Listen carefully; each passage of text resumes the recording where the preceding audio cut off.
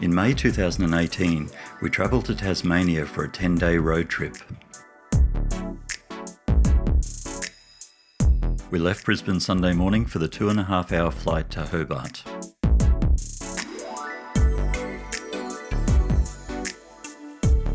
After arriving in Hobart, we collected our Hertz camper van, which would be our home for the next 10 days. We spent some time setting the van up and stocking it with food, ready for our first day's travel tomorrow. So that we could explore Hobart, we made the Hobart Airport Tourist Park our base for the first 2 nights, and it was only 5 minutes from the airport.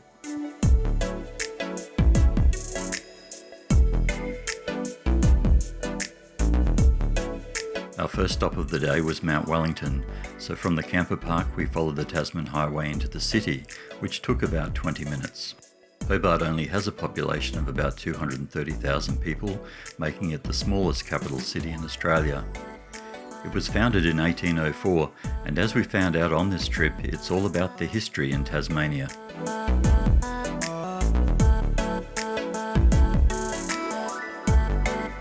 Once we got through the central business district, the climb to the 4,100-foot pinnacle took us about 25 minutes.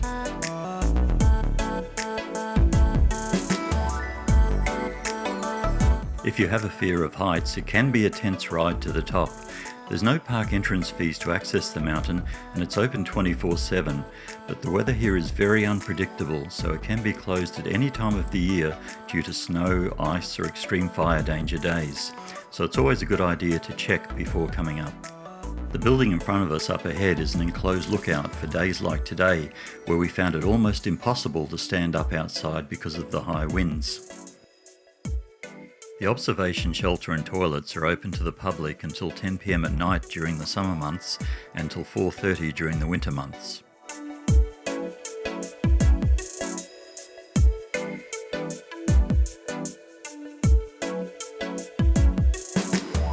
The views of Hobart from 4,000 feet can be amazing on a good day.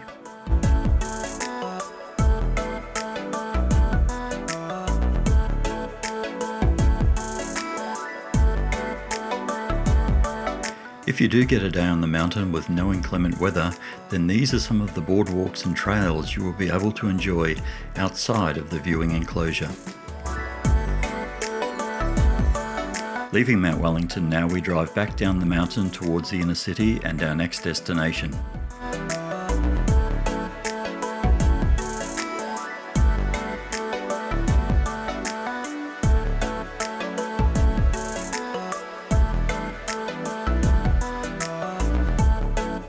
We started our walk in Davey Street looking across to the Hunter Street historical area.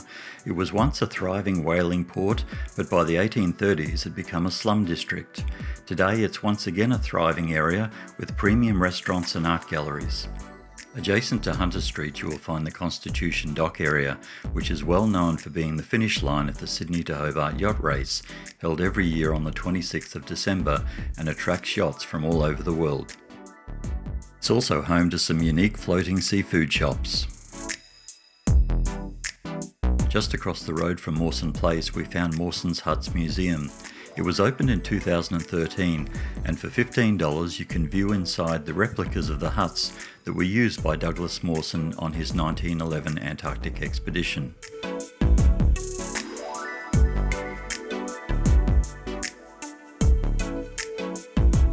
Moored next to the Elizabeth Street Pier, we found the Windward Bound. It was modelled after an 1848 Boston schooner and first launched in 1996. It does day sails, charter trips, and helps young ones to learn to sail.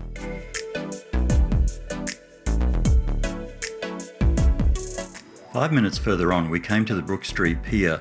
It's a floating pontoon built in 2015 that has a restaurant, cafe and markets, but its primary purpose is as a ferry terminal. It's most well known as the boarding terminal for the Mona Ferry. It takes you 25 minutes up the Derwent River to the Museum of Old and New Art, or as it's better known, Mona.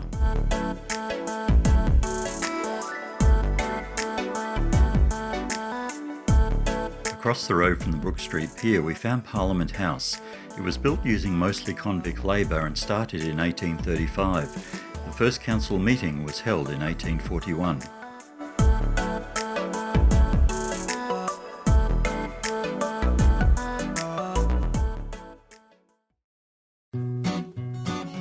Just a short walk from Parliament House brought us to Salamanca Place.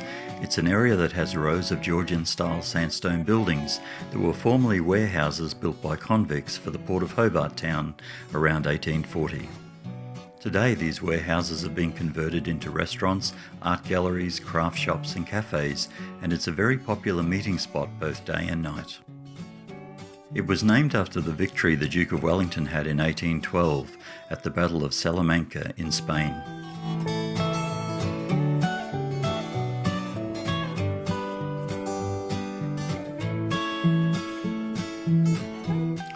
Within Salamanca Place we found Salamanca Square. It was built in the mid-90s as a public square surrounded by shops, cafes and restaurants.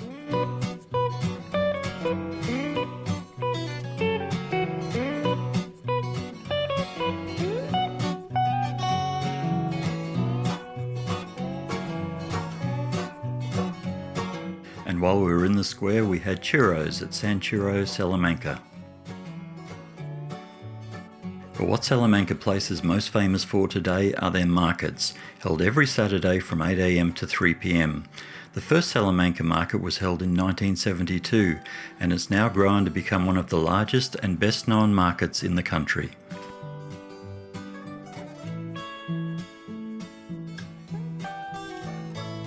Just a 5-minute walk from the markets and you'll find yourself in the suburb of Battery Point. It has a large number of historic houses dating from the old Hobart town settlement of the 1840s.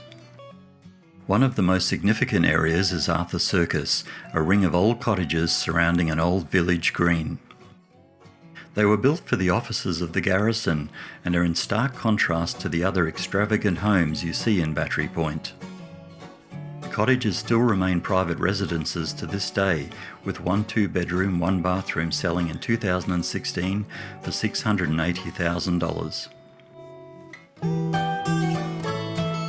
The suburb is named after the battery of guns which were put on the point in 1818 as part of Hobart's coastal defences. The battery was situated on the site of today's Princes Park just down the road and still has underground tunnels that we use to store ammunition. The area is generally known as one of the city's more prestigious suburbs.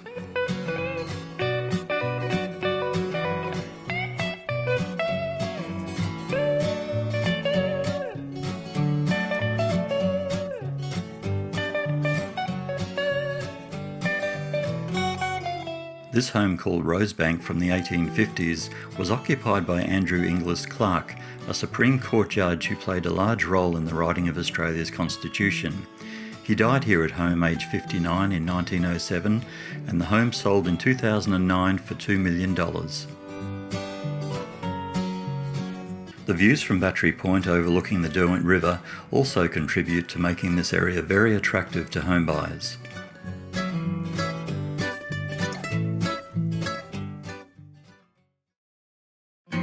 Day 2 and we're heading to one of the most visited historic towns in all of Tasmania, the town of Richmond, only 20 minutes from Hobart. One of the most photographed sites in Tasmania, the Richmond Bridge is the oldest bridge in Australia still in use.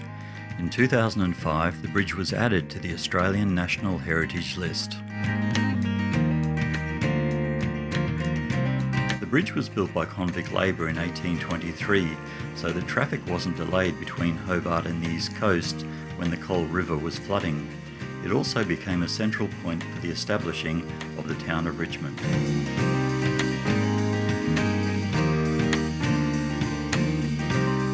This house, known as the Mill House next to the bridge, was built as a steam mill by convicts in 1853. It was later used as a butter factory and today is a guest house. Making our way over the Richmond Bridge, we drive just a minute down the road to the historic Richmond Jail.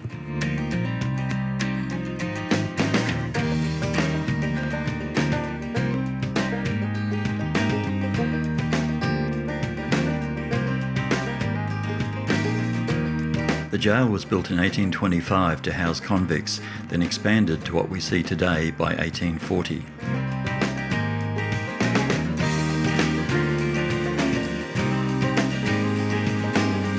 The central courtyard is surrounded by buildings designated for different purposes, such as the jailer's house, the cookhouse, solitary confinement cells, and women's quarters.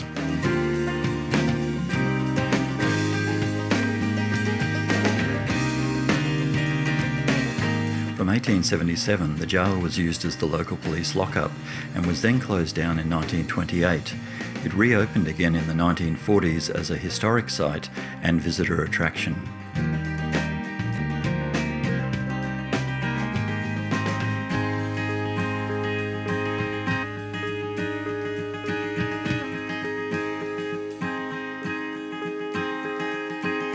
Many homes from the 1800s exist throughout the township, like this one from 1830, originally the dispensary of Dr. John Coverdale, who died in 1896. Nearby you will find St. Luke's Church. It was erected in 1835 using convict labour. The clock was sent from England in 1828 and installed here in 1922 after being used in another church.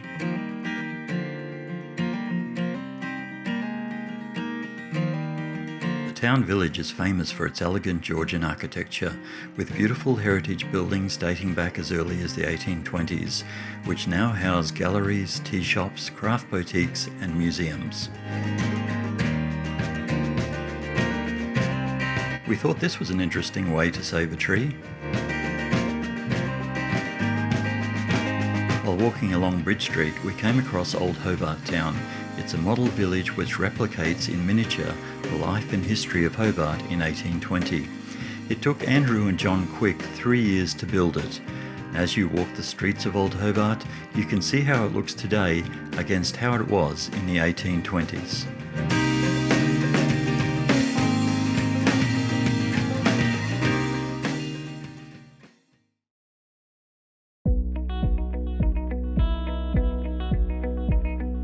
Leaving Richmond, we drive south with our ultimate destination today being Port Arthur, but on the way we stop briefly at Dunalley to view the DENISON Canal and its swing bridge. The canal was originally built to shorten the fishing and trade routes between Tasmania's east coast and Hobart. Digging began in 1901 and it was opened in 1905. It has become a popular shortcut for yachts returning from the Sydney to Hobart yacht race. Originally, the swing bridge was manually hand-cranked, but in 1965, the new bridge you see today was installed.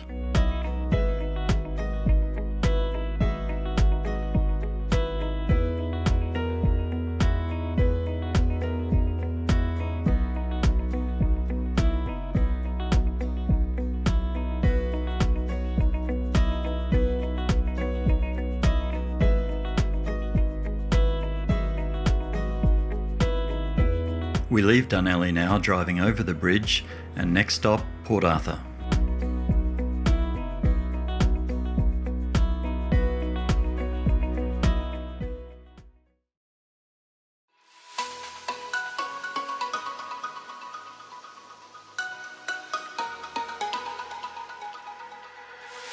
Following the Arthur Highway, we make our way to the Port Arthur Historic Site. If you are coming directly from Hobart, it's a 90-minute drive.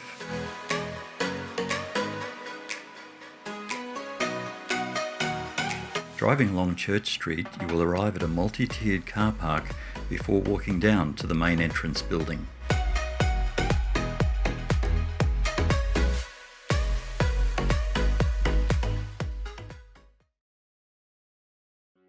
On entering the visitor centre, you will find the ticket office, a souvenir shop and a restaurant area.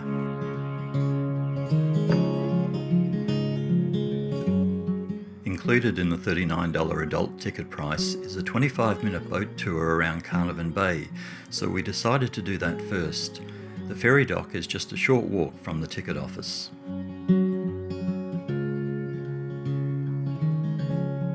While waiting for the boat to depart, we took in the stunning views of the historic site itself, which we would come back to explore later.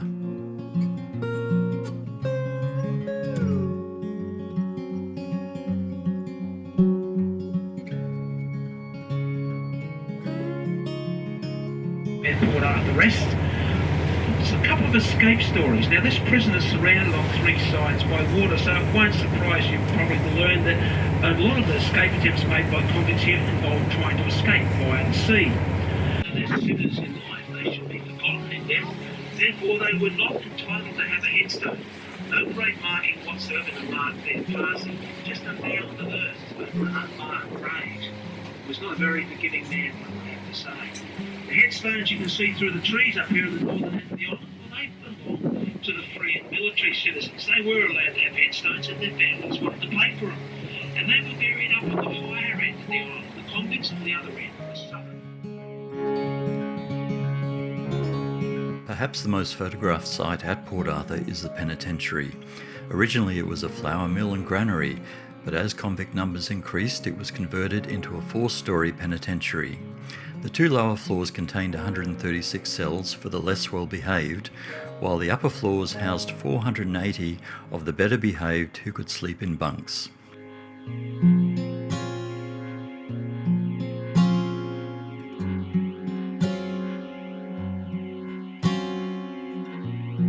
Religion was seen to play an important role in convict reform, with up to 1,100 attending compulsory services at this church each Sunday. The separate prison was designed to try and reform prisoners by isolating them so that they could contemplate more. Inmates were locked for 23 hours a day in single cells with just 1 hour for exercise.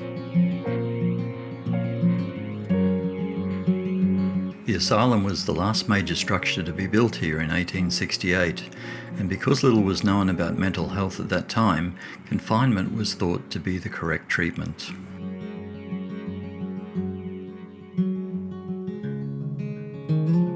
In April 1996, the worst mass shooting in Australia's history occurred here. A lone gunman took the lives of 35 people and wounded 23 others. A memorial to the victims was made here next to the remains of the Broad Arrow Cafe, where 22 of the murders took place.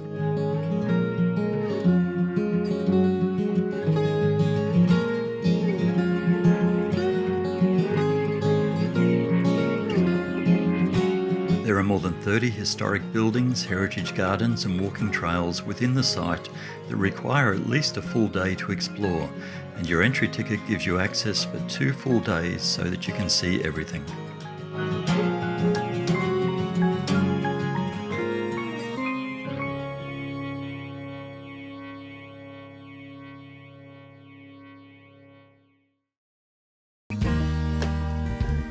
Just 5 minutes back up the road from Port Arthur, we spent the night at the NRMA Port Arthur Holiday Park.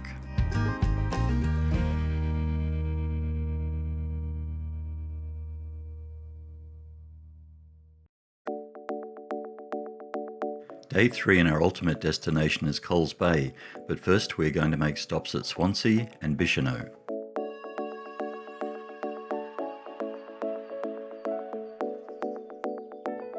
Seven kilometres south of Swansea, we came across this unusual bridge, which was built by convicts in 1843 to get across the gully. The bridge was made from field stones, and the features on top are just the same field stones laid vertically, which gives the bridge its spiky appearance. No one knows for sure why it was built like this, but one theory is that the spikes were to prevent cattle falling over the side of the bridge, and the other is that the convicts were getting revenge on their supervisor.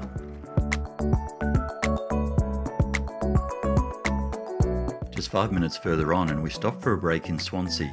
It's a small beachside town with a population of about 900 and it overlooks Great Oyster Bay, which was first settled in 1821.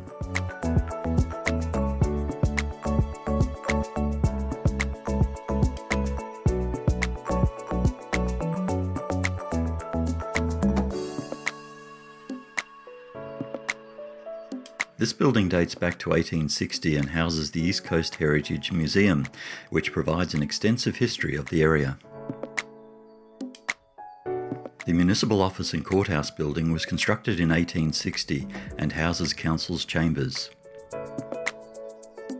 The Morris General Store has a long history here, with the building constructed in 1834 and multiple generations of the Morris family running it since 1868.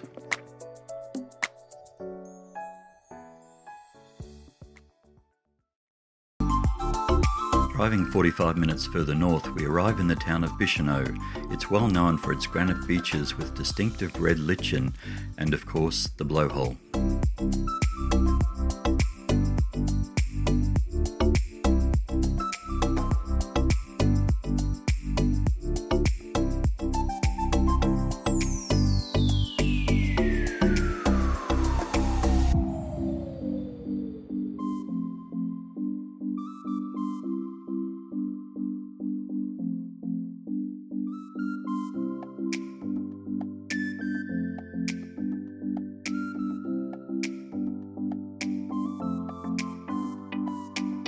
To get the best experience at the blowhole, you need a day when the sea swell is big. According to the locals, it has been known to blow to a height of 20 metres.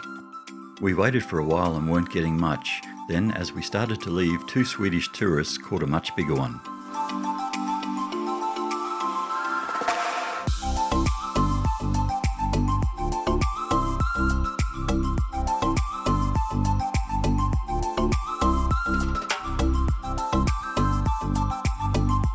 Our final leg of the day was a 30-minute drive back down to Coles Bay.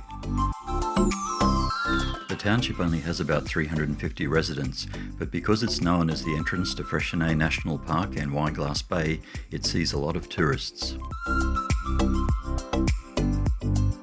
From Muir's Beach we could see out to Picnic Island, which we never knew could be booked for your own private holiday.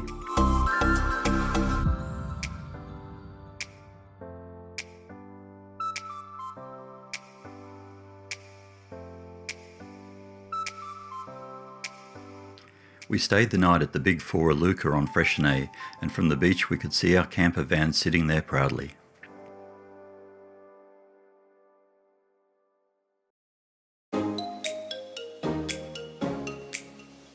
Day 4, and our intention this morning was to do the Wineglass Bay trek, but it was raining so much when we got to the visitors' car park, we changed our mind. But had we made it to the lookout, it would have looked something like this, so maybe next year.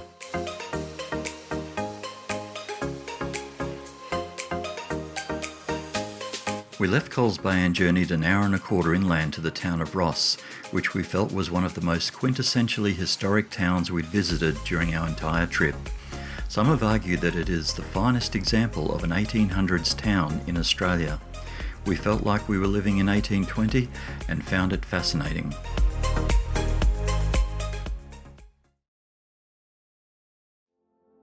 The main crossroads in the town for many years have been known as the Four Corners of Ross, and this title is to do with the buildings and their uses that are located on each corner. On one corner is the Catholic Church, which represented salvation. On another is the town hall that represented recreation. And the town jail represented damnation. And the Manor Ross Hotel represented temptation. The Ross Post Office, built in 1889, has ornamental cast iron columns at the front, and just outside, bottom right of the screen, is a sandstone mounting block which helped riders to mount their horses back in the day. Also outside you will find a stamp vending machine and the old post boxes. The Bacons were stonemasons and bricklayers who arrived in Hobart in 1833. They worked on many properties in the district, and many buildings like their own were made of locally quarried sandstone blocks, for which Ross is famous. The Ross barracks were built to house the soldiers who kept law and order during the early settlement of Ross from around 1821. In 1831 it had 1 officer, 1 sergeant and 18 soldiers. Today the barracks is a private residence. The number one attraction that most visitors come to see in this town is the Sandstone Ross Bridge, completed in 1836 and the 3rd oldest bridge still in use in Australia.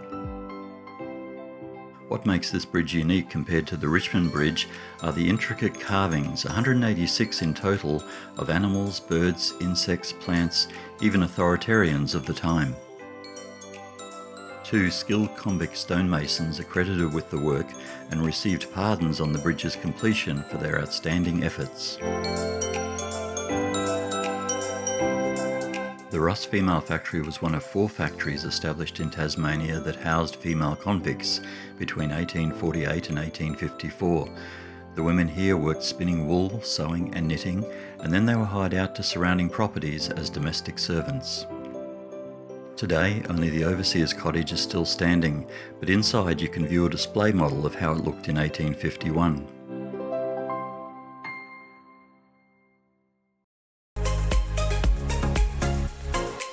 Leaving Ross now, we drive through the Four Corners intersection once again and on to our next destination.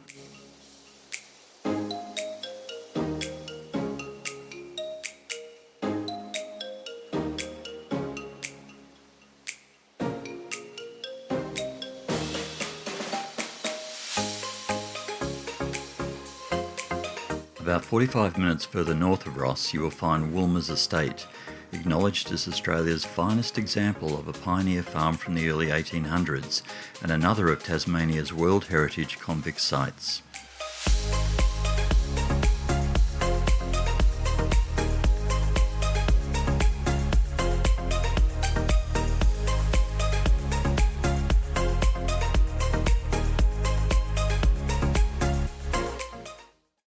To access the estate, you first enter the Nigel Peck Centre, which was recently opened in early 2018.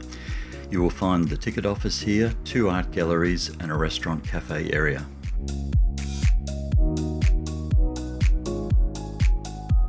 Inside the estate, the National Rose Garden is home to 460 different varieties of roses, and it's seen at its best through late spring and autumn. The estate itself was occupied by 6 generations of the Thomas Archer family, from 1817 through to 1994, when the final occupant died and left no heir to the estate. Thomas Archer I started building the main house in 1819, with a front brick extension being added in 1845. The property contains many buildings that can be viewed, such as the convict workers' cottages, the blacksmith's shop, stables, a bakehouse, pump house, and quite a few more.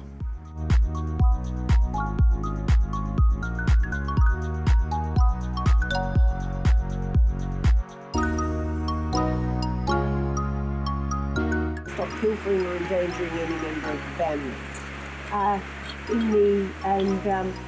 They were assigned to you for 7 years, and you had to feed, clothe, house them, and provide them with religious instruction. And a little pebble, the only magistrate in the north apart from the commandant, and that explains how important.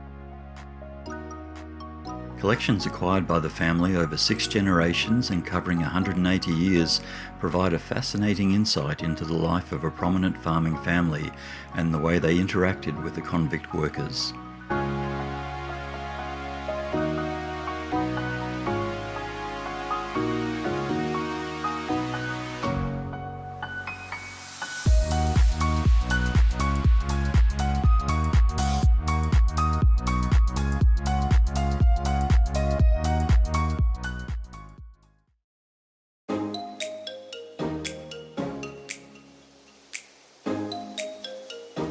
Leaving Woolmers, we drive into Tasmania's second largest city, Launceston, with a population of about 86,000 residents. We have based ourselves here for 2 nights at the Big 4 Launceston Holiday Park.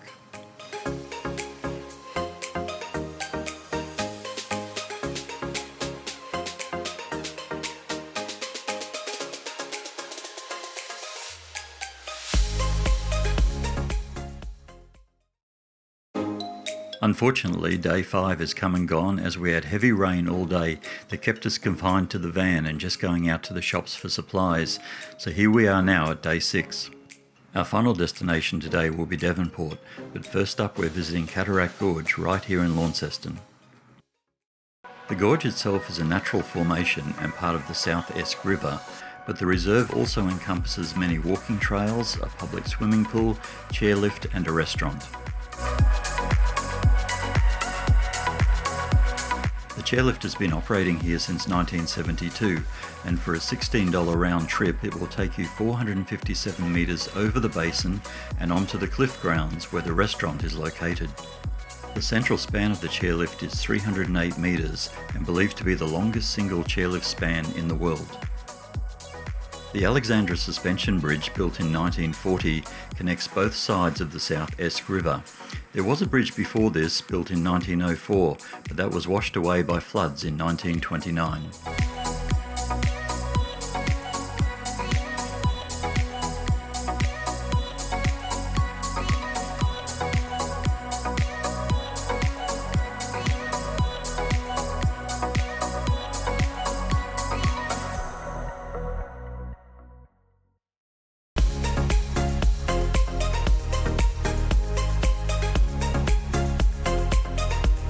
Leaving Launceston, we follow the Tamar River for about 35 minutes to Georgetown. It's known as the oldest town in Australia, being settled in 1804.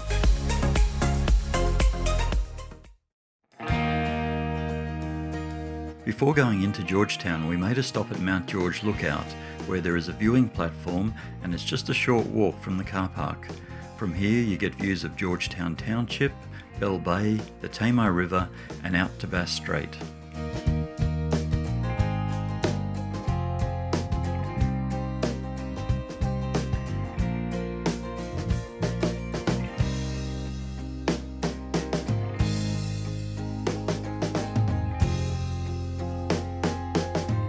Driving back down Mount George, we make our way through the township to Windmill Point.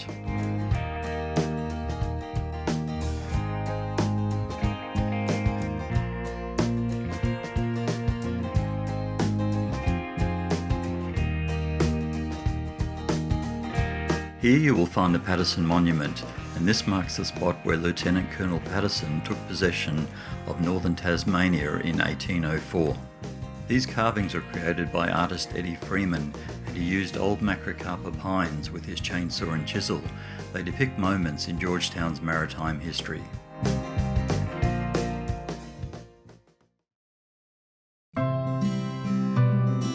Just a few minutes further north, we came to the Low Head Pilot Station. It dates back to 1805 and has run continuously since 1833. It has a large range of buildings from the 1800s, with many of them now being used for holiday rentals. A pilot service still runs from here, but no crew actually live on site anymore. The oldest building on the site, known as Pilot's Row, was built in 1835. It housed the pilots and their families, but today it's used as a museum.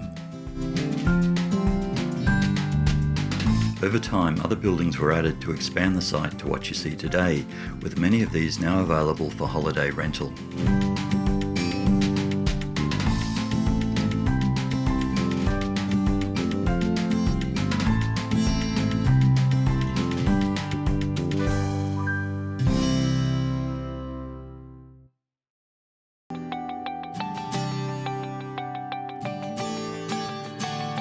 Just a few minutes further along, we came to the Low Head Lighthouse. It's the second lighthouse built in Tasmania and the oldest still in use today. Originally, there was a convict-constructed tower built here from local rubble in 1833, but after 50 years it was in bad shape. So in 1888 it was pulled down and this double brick structure was built. It originally was painted all solid white. It wasn't until 1926 the red band was added to improve visibility during the day. Like the buildings at Low Pilot Station, the Lightkeeper's Cottage is also available for holiday rental.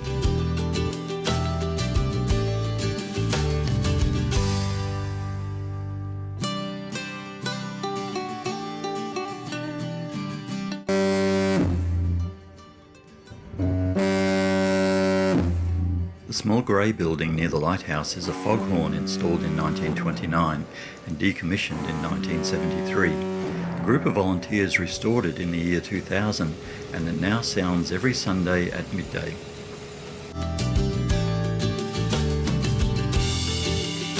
Nearby at this spot, penguins make their way onto the beach each night after sunset and tours operate to watch the spectacle.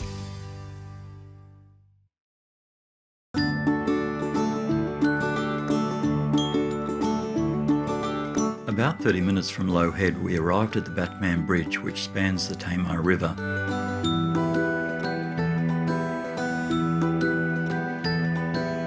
Completed in 1968, it's the first cable-stayed bridge in Australia and one of the first bridges of this type in the world. At 432 metres long, the bridge is dominated by the 91 metre high steel A-frame tower, which carries almost 78% of the weight of the 206 metre main span over the river.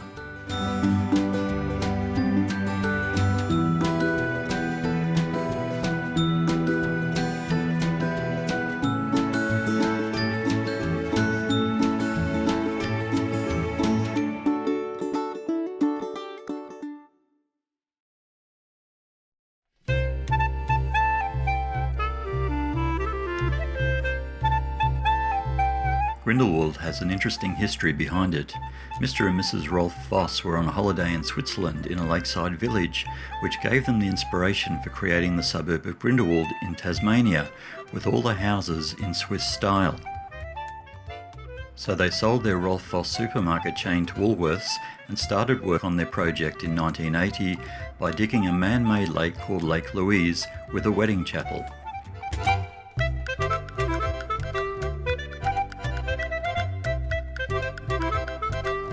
Later in 1989, the Tamar Valley Resort opened, which shares the same Swiss architecture, and the village you've been seeing here is part of that resort. The resort also includes chalets and studio rooms for holidays, as well as cafes, a mini golf course, a 10-hole public golf course, and paddle boat hire on the lake.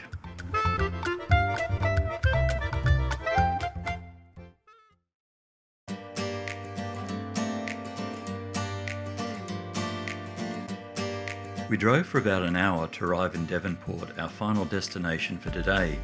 We are booked for 2 nights at the Discovery Park, Devonport.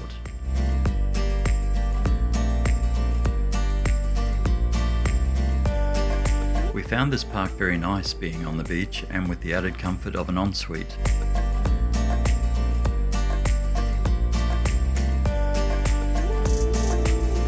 Devonport is another gateway to Tasmania due to the Spirit of Tasmania ferry bringing people in daily from Melbourne.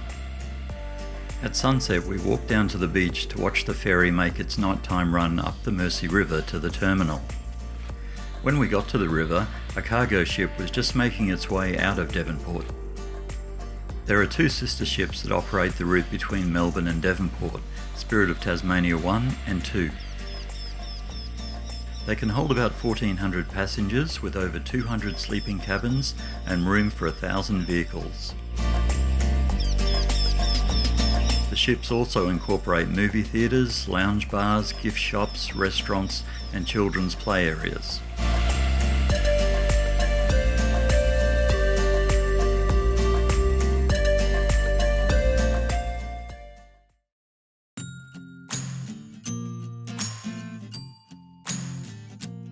First up today, we're heading to the House of Anvers chocolate factory. People say the Peruvian cacao chocolate crafted here is legendary. The house itself was built in 1931 on 2 hectares of land, and it features trees from all over the world.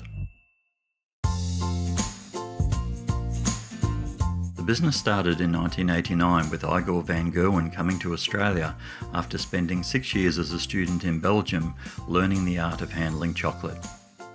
Inside there are viewing windows so visitors can see how the different chocolates are made. And next to the viewing area is a museum displaying the history of all things chocolate, from the Aztec Indians to Henry Nestle. Back outside, we went to the tasting centre, where you can immerse yourself in free samples and purchase your favourites. And of course, the obligatory headshot.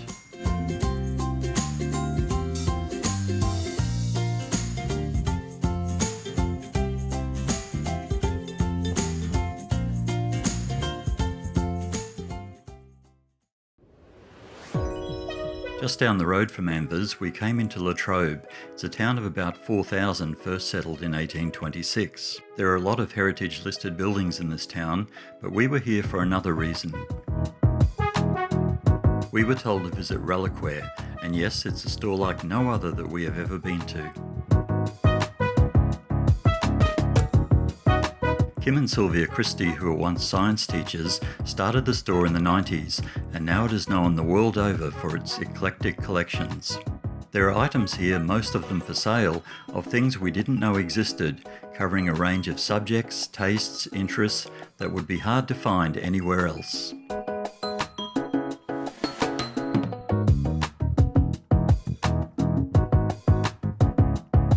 We spent an hour here, but you could spend many hours if you wanted to, delving into the detail.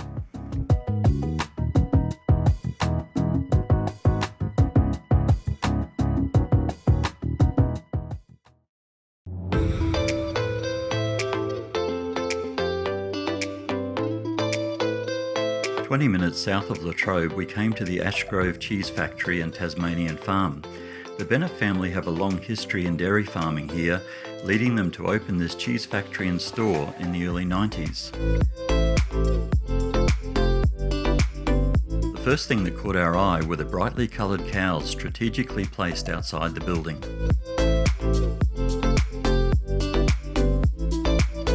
Inside, like the chocolate factory, there's a viewing window to see the different cheeses being made and matured. The store itself was filled with their local produce: ice cream, milk, cheeses, butters, gourmet foods, honey and jams. In the cafe area, we enjoyed our own platter of breads, ham, cheeses and pickles for lunch before we left.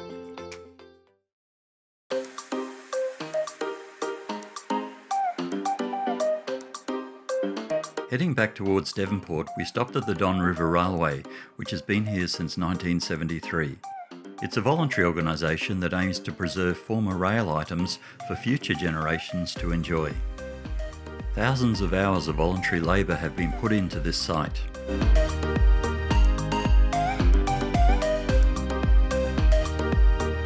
After paying our $19 entry fee, we were greeted with a display room to browse on the history of rail in Tasmania. The ticket price includes a 30-minute round trip to Coles Beach and back, which leaves every hour from 9 till 4. While we waited for the next departure, a volunteer took us on a guided tour of the yard and explained the history of the various models.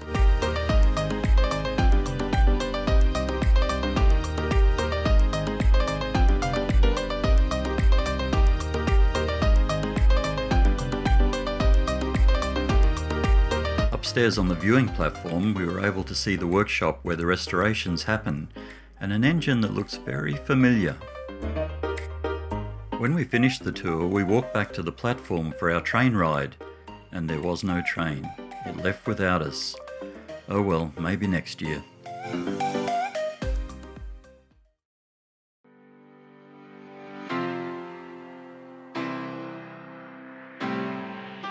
Our last stop for the day was, yes, another lighthouse, this time the Mercy Bluff Lighthouse, situated in the Mercy Bluff State Reserve.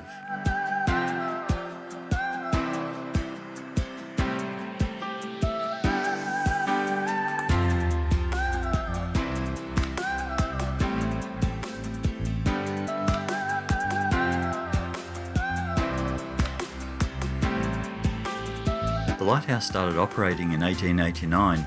There were keepers' houses here until it became automated in 1920, and unlike other lighthouses we visited, the keepers' houses were demolished in 1966. Like the Low Head Lighthouse, this one too has red stripes for daylight, except for some reason they're vertical and not horizontal. There are walking trails with lookouts all around the bluff, giving you great views of the Mercy River entrance and out to Bass Strait. On our way back to the camper park, we saw the Spirit of Tasmania in daylight. It was preparing for its 7:30 night trip to Melbourne.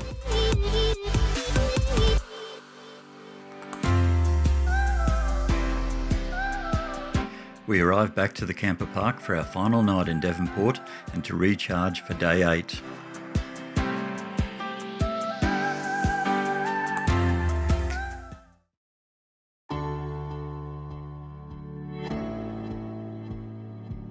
Driving south in the early morning, we catch our first view of Mount Roland.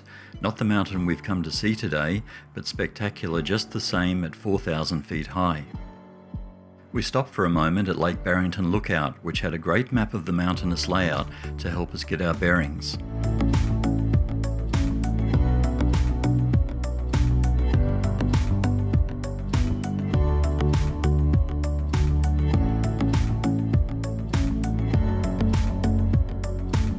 Driving along Cradle Mountain Road, we arrived at the Visitor Centre, where we transferred to the shuttle bus for the rest of the way to Dove Lake.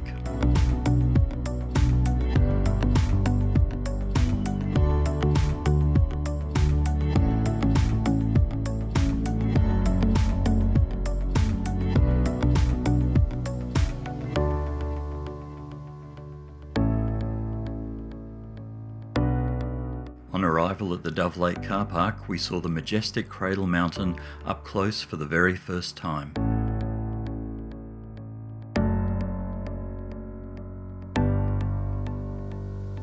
The most well-known and photographed icon of Dove Lake is the boat shed. In 1938, the Cradle Mountain Reserve purchased 3 boats for ferrying people around the lake, and the boat shed to house them was built in 1940. The boats disappeared in the 60s, but the shed remains. From the shore we could see across to the aptly named Glacier Rock, which is made of quartzite. It's also a popular viewing spot, so we took the walk around to it.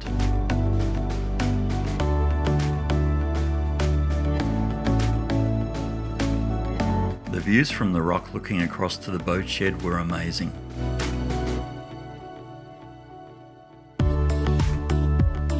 Because of how well known Cradle Mountain is, it's a common misconception that it's the highest in Tasmania. It's actually the 5th highest at 5,069 feet, with Mount Ossa being the highest at 5,305 feet. It was named in 1827 by explorer Joseph Fossey, who thought it looked a lot like a gold prospector's cradle.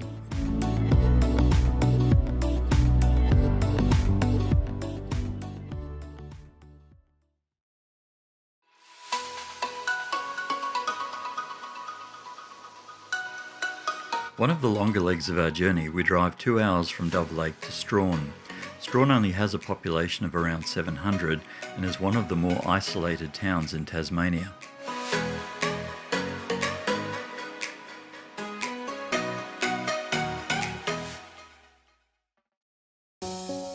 The town was once a busy access port for the mining settlements and the tree loggers, but today it plays host to a thriving fishing industry.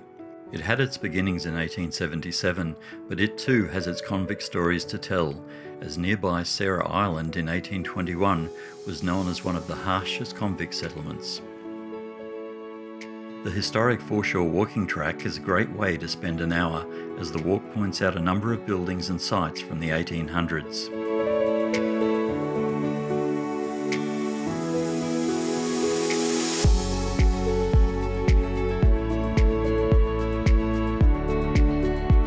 Strahan is also the access point to the Franklin Gordon Wild Rivers National Park, and a very popular choice with visitors is cruising the World Heritage listed Gordon River.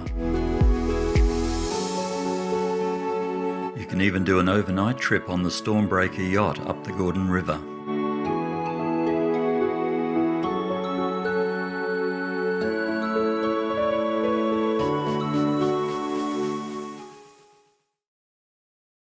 It's a rainy morning for the start of our 9th day as we leave the camper park for our next destination.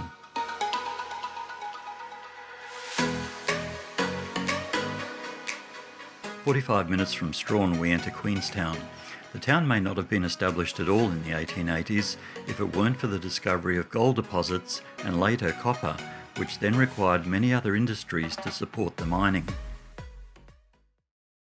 One of these support industries was the railway. So in 1899 a track was laid between Queenstown and Strahan. Today a journey on this track is a very popular tourist attraction for both of these towns. Inside the main building you will find a uniquely styled ticket office, a souvenir shop and a cafe.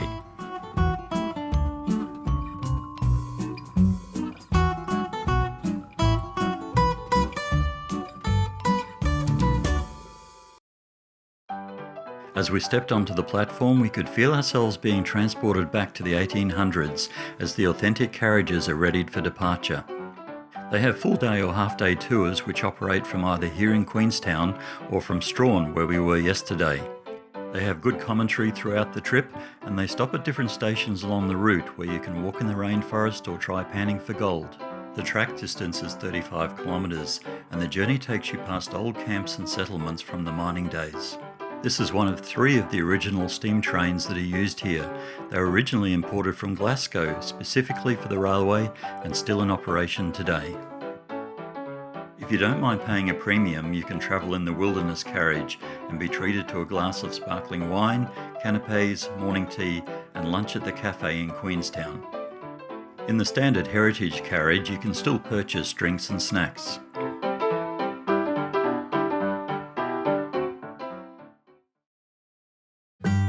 Just outside the railway building, we found Miners' Siding. It was a collection of bronze sculptures created by sculptor Stephen Walker, and they depicted 21 different facets of mining life during the history of the district.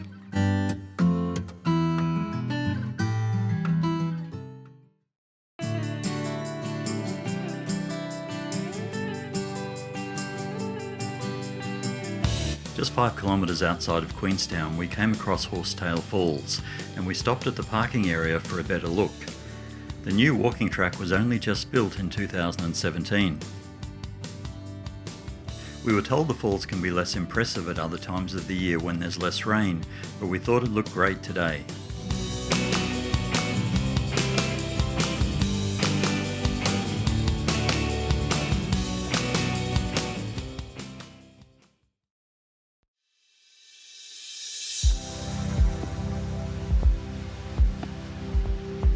Just outside Derwent Bridge, we're going to visit what is called the Wall in the Wilderness. It's all about a man who is carving the history of the Tasmanian highlands in the form of a sculpted wall that when finished will be 100 metres long and 3 metres high. Each carving depicts an aspect of life in the Tasmanian highlands.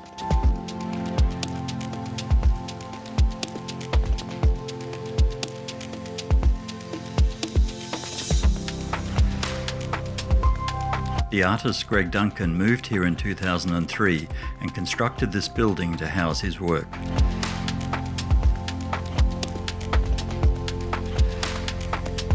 Unfortunately, no photography is allowed inside the building, but these images, freely available online, give an idea of the size of the project.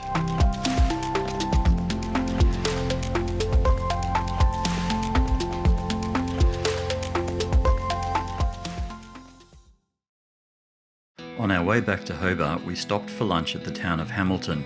With only 300 residents and full of history without the commercial tourism, you could really experience what the villages of Tasmania were like in the 1830s and 40s. What is the Hamilton Inn today was built around 1826 by William Roadknight. He was the local mill owner, pound keeper, policeman and postmaster. It remained a private home until 1838. The old schoolhouse was built by convict stonemasons in 1858. It was originally constructed with 2 classrooms to hold 80 children on the lower floor and the headmaster's home on the upper floor. St. Peter's Church from 1834 had a tower with an opening for a clock which has never been installed, and the church only had 1 doorway at the front, apparently to prevent convicts from trying to escape.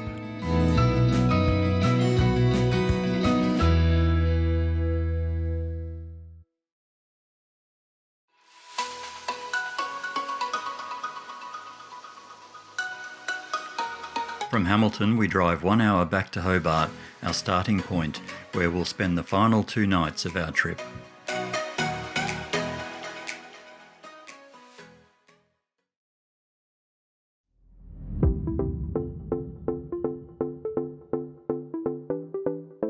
For our last full day in Hobart, we're first heading to Mount Nelson. At 350 metres, it's nowhere near the height of its big sister Mount Wellington at 1200, but it does have some colonial history and a lookout.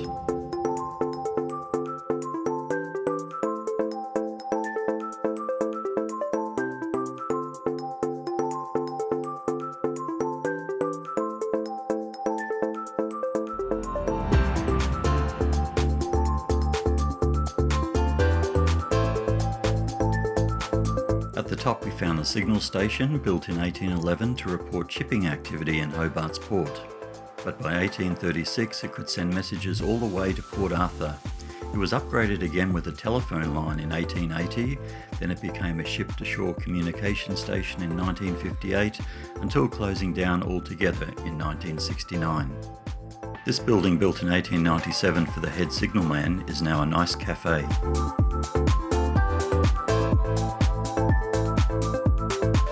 Inside the signal building there is a great panorama photo which helped us get our bearings.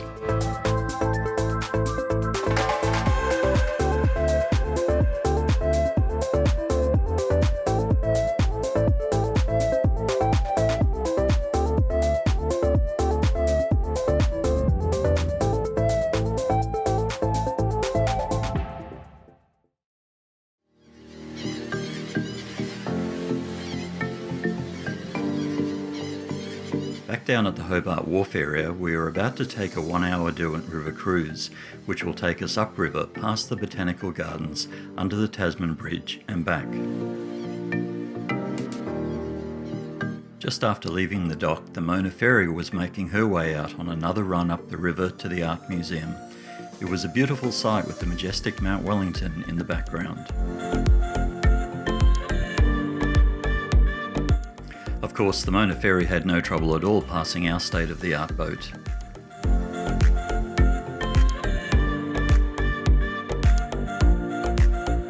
As we continued up the western side of the Derwent, past the dockyards and slip stations, we passed under the Tasman Bridge.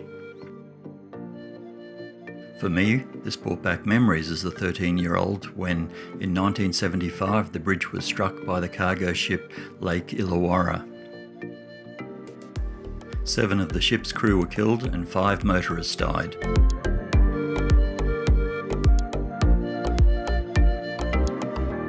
Turning to come back down the eastern side of the river, we passed the Rose Bay area.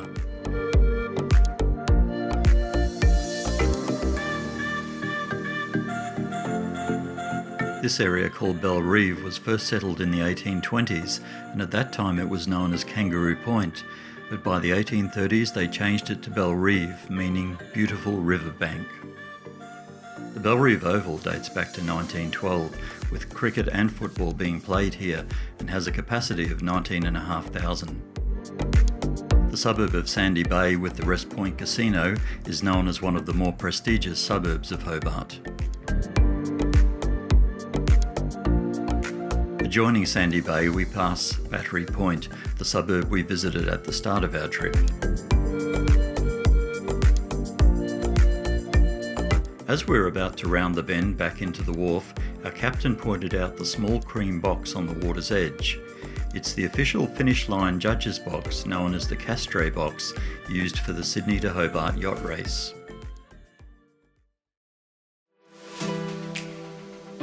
Our trip has come to an end, but Tasmania had so much to offer that we just couldn't do it justice in 10 days. There's no doubt we will be back here again to enjoy its rich heritage.